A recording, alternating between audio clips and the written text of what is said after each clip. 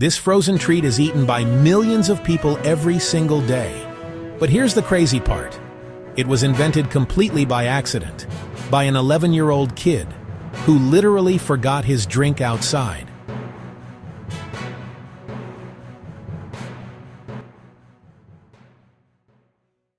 The year was 1905. The place was San Francisco, and a young boy named Frank Epperson was about to stumble onto something that would change frozen treats forever. But he had no idea, because he was just a kid, playing around with a cup of soda on his porch. What happened next is one of the greatest happy accidents in food history. Let me take you back to San Francisco in 1905. Frank Epperson was 11 years old. Like most kids, he loved sweet drinks. One evening, Frank was on his porch, mixing up a cup of soda pop using flavored powder and water. He stirred it with a wooden stick. But then something happened that every kid has done at some point. He got distracted. Maybe his mom called him inside. Maybe his friends came by. Whatever the reason, Frank left his cup outside on the porch, with the wooden stirring stick still in it, and he completely forgot about it. That night, something unusual happened. The temperature in San Francisco dropped way below freezing. It was one of those rare, bitterly cold nights, and Frank's forgotten cup of soda sat outside all night long. The sugary liquid froze solid around the wooden stick. When Frank woke up the next morning and went outside, he found his cup completely frozen. But here's the thing. Instead of being disappointed, Frank was curious. He pulled on the wooden stick, and the entire frozen block of soda came out of the cup, stuck perfectly to the stick.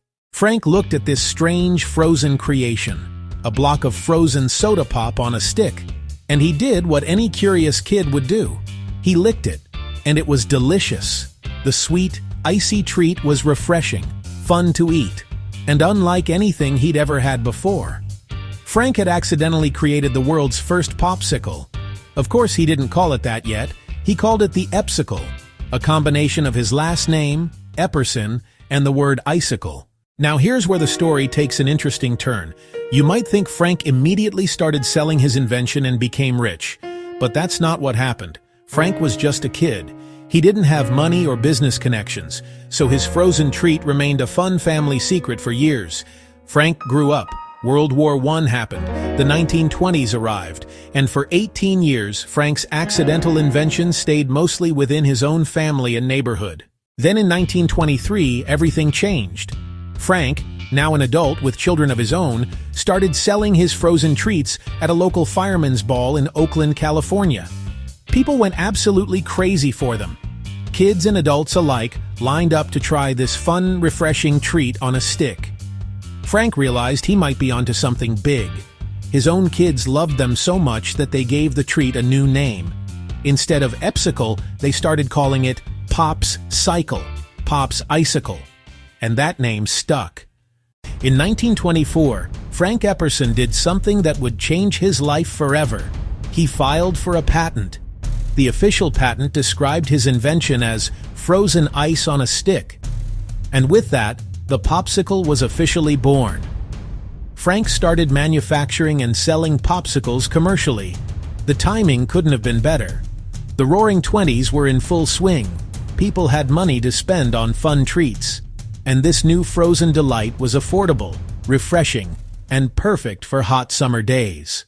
The popsicle quickly became a sensation. Frank partnered with larger companies to distribute his frozen treats across the country. Ice cream trucks started carrying popsicles alongside traditional ice cream.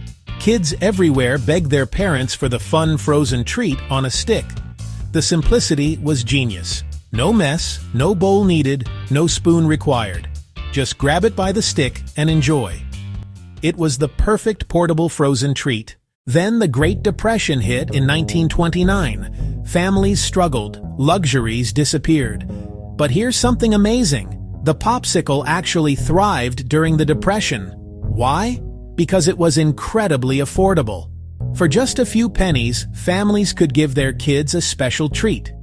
In hard times, small joys matter more than ever. And the popsicle became one of those small joys that people could still afford. It was a tiny moment of happiness during very difficult years. During the Depression, Popsicle made a brilliant move. They introduced the Twin Pop, a double popsicle that could be split in half. The idea was simple but powerful. Two kids could share one treat for the price of one. Parents loved it, kids loved it, and it became one of the most iconic frozen treat designs ever created. That simple split down the middle meant twice the smiles for the same low price. Fast forward to today, and Frank Epperson's accidental invention has become a global phenomenon. Americans alone consume over 2 billion popsicles every single year. That's more than 6 popsicles for every single person in the country. There are now hundreds of flavors, countless brands, and frozen treat shops on nearly every corner. The frozen treat industry that Frank accidentally started is now worth billions of dollars. All because one 11-year-old kid forgot his drink outside on a cold night. Think about that for a moment. An 11-year-old boy, a cup of soda, a cold night, and a forgotten wooden stick. That's all it took to create something that has brought joy to billions of people for over 100 years. Frank Epperson didn't have fancy equipment or a business degree. He was just a curious kid who noticed something interesting and didn't throw it away.